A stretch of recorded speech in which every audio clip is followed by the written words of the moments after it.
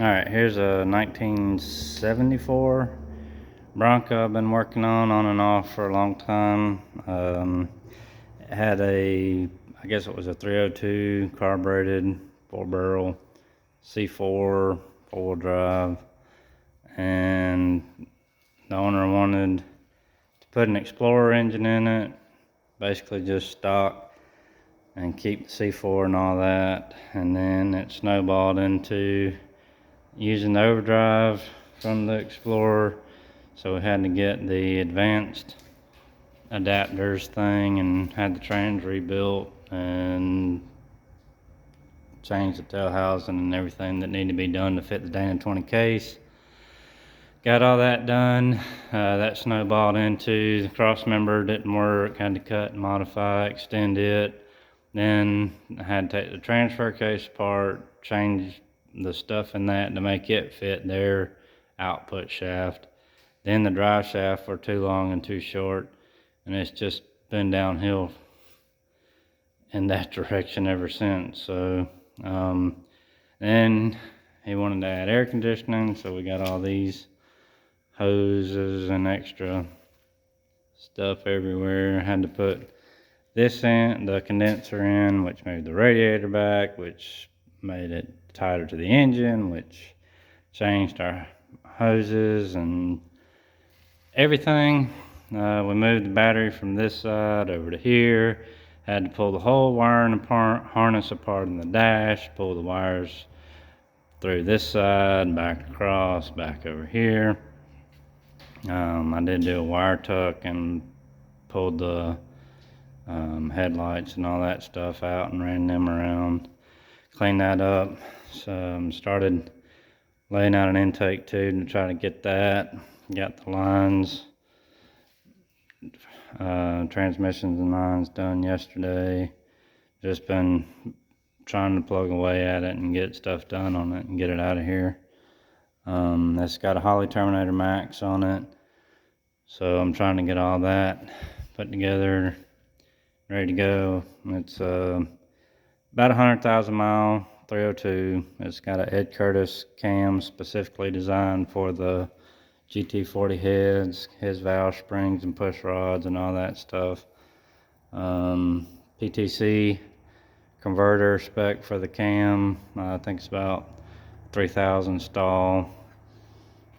It's got his headers that were already on the truck, his exhaust that was already on the truck. And what else did we do? Quite a lot.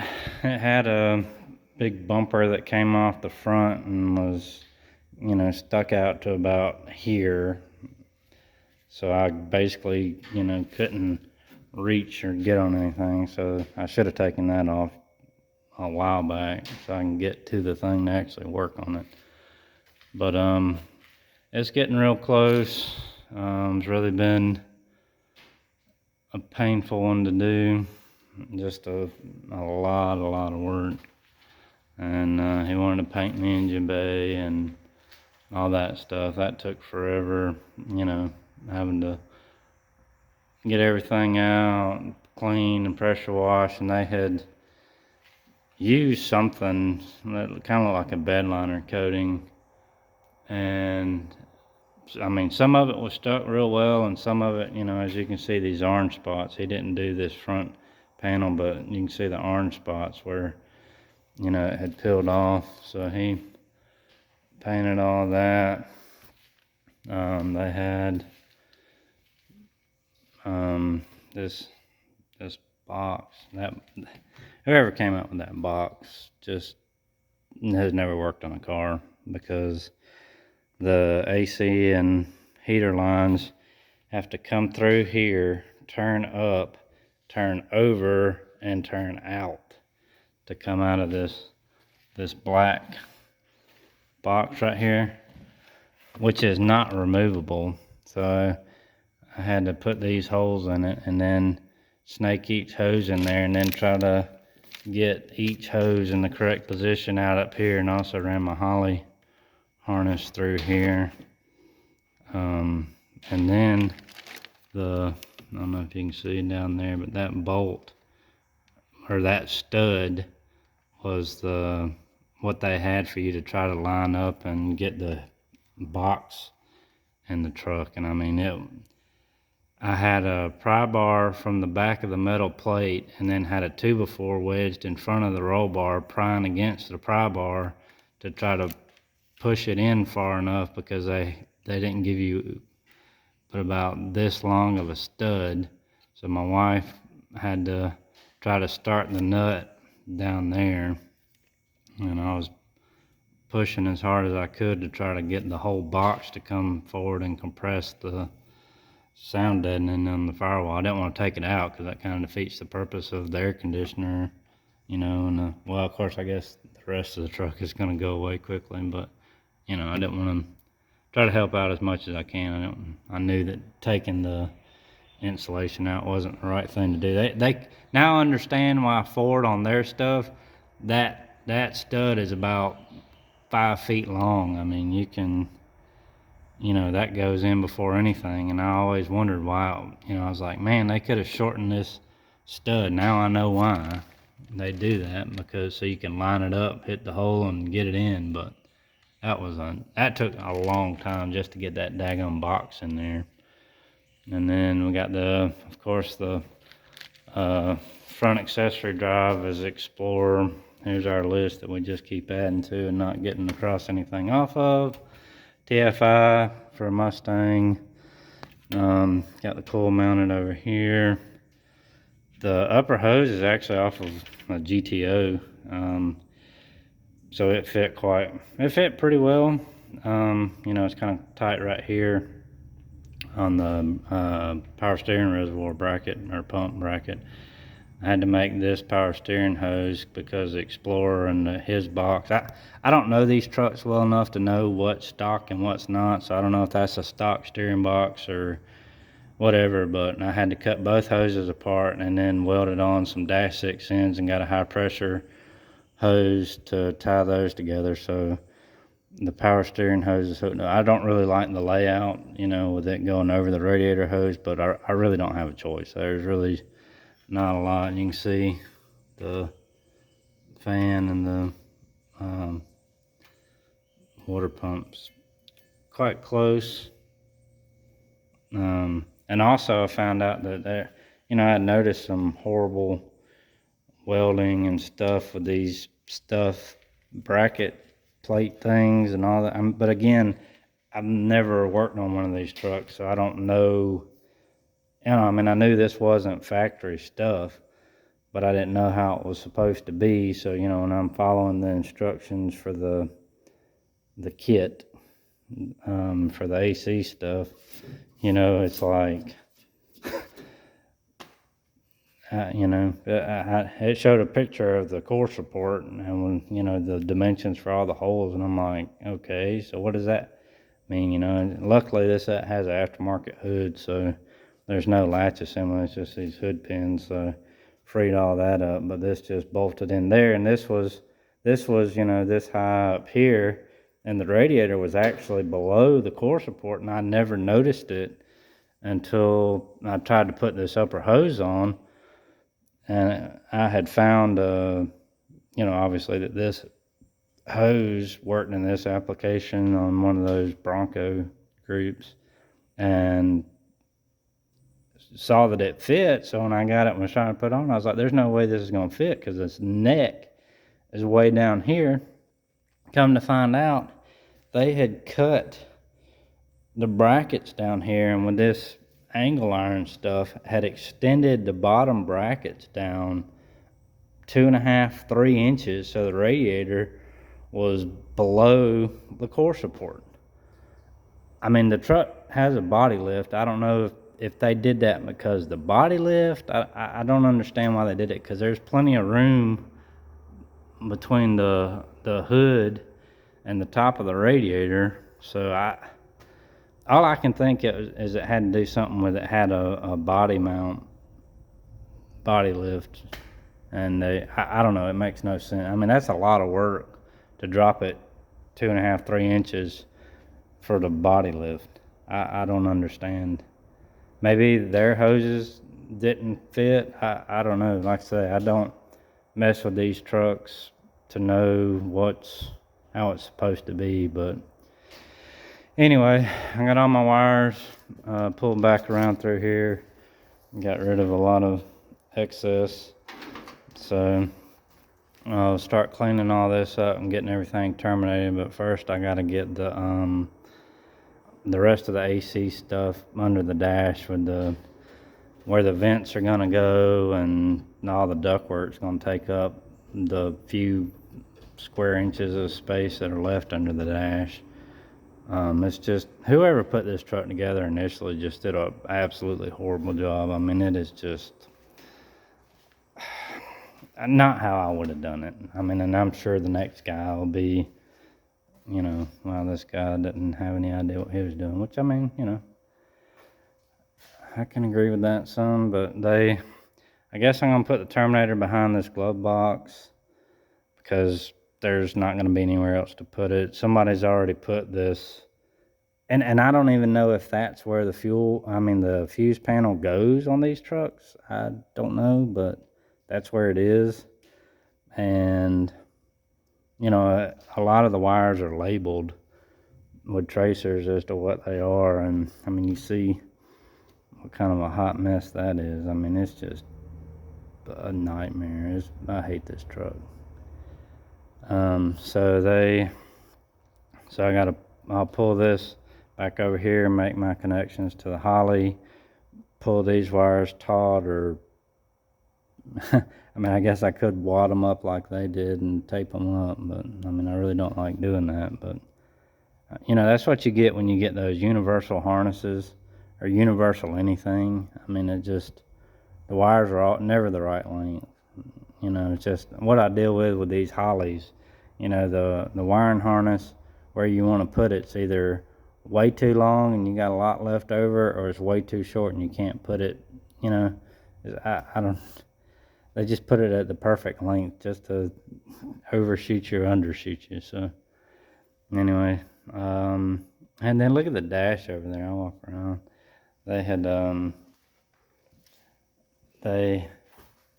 Somebody had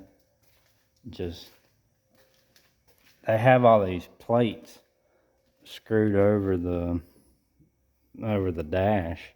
I mean, look at what they did to that poor dash. I mean, they just cut it and folded it. I mean, that's just horrible, man. And then they got one for that's the switch for the dual tanks. I had to put dual tanks in, and then I had to plumb all the feeds and returns and all the wires to make all that switch between the tanks and all that fun stuff. I mean, it just a lot. So I think what I'm going to go back with is I'm going to put the fuel gauge right here. It's got an altimeter gauge. I'll put it in there and I guess make another plate and paint it red. And then get my buddy to 3D print one of those things to hold the Holley screen and mount it to the column. I think that'll be the easiest thing to do. It's got the 2.5-inch side pipes on it. The dual tank setup was just an absolute nightmare.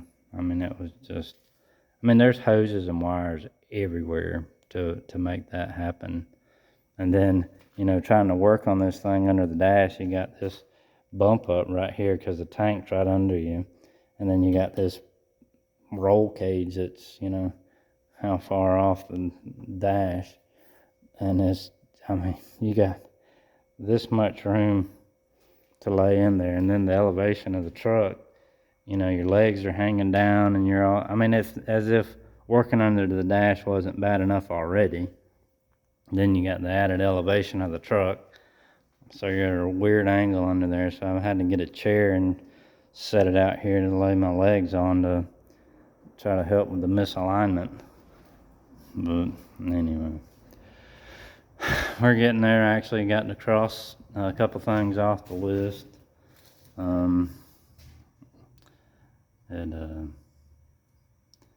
Yeah. So basically I made a list last week. It was that long. And then as I worked on it for 4 days straight and didn't get to mark anything off the list. Actually just added to the list. And now I'm actually able to cross. I got the pressure transducer installed for the fuel pressure, so I was able to mark that off the list. First thing I got to mark off the list. I had to redo the brake lines. Even this one, they've got this long of a hose. Why would you make the hose that long? It could just be so much shorter, but I don't know. And I don't even know if this blue thing for the brake booster, I don't know if that is that factory. I don't know. I got to figure out how to put a throttle pedal in it to make that work. The headers come around on this back side and take up all the room where the dipstick, would come up beside the transmission and bolt to the bell housing bolt. So it's not even close because the headers take up all that space now. So I gotta put in a bracket off another dipstick and bolt it to the head and then weld it to that. So we can put that where it need, in a position it'll fit. And there's just no room on this truck. If this truck didn't have a body lift, it would be even worse.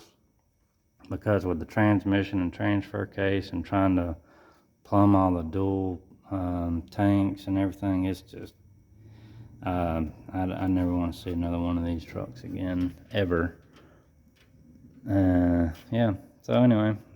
Oh, and then there's some company, BC Broncos or something, that makes a kit to build a lower hose, so that's on the way, because I'm not up to doing any more crap like that on this thing. I'm just over it.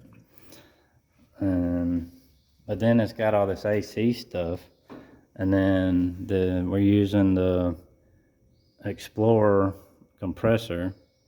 So the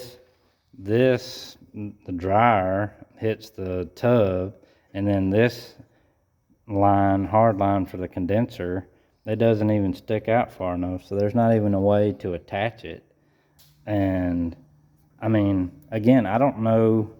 I mounted the thing like the instructions said, and I don't know if the radiator can't go anymore over this way because of the steering box, and I don't know if that's the factory location of the steering box. I don't know. Maybe the condenser can shift over. I don't know. I've never messed with one of these things, and it has just been aggravating the whole time. But we're finally getting somewhere with it, I feel.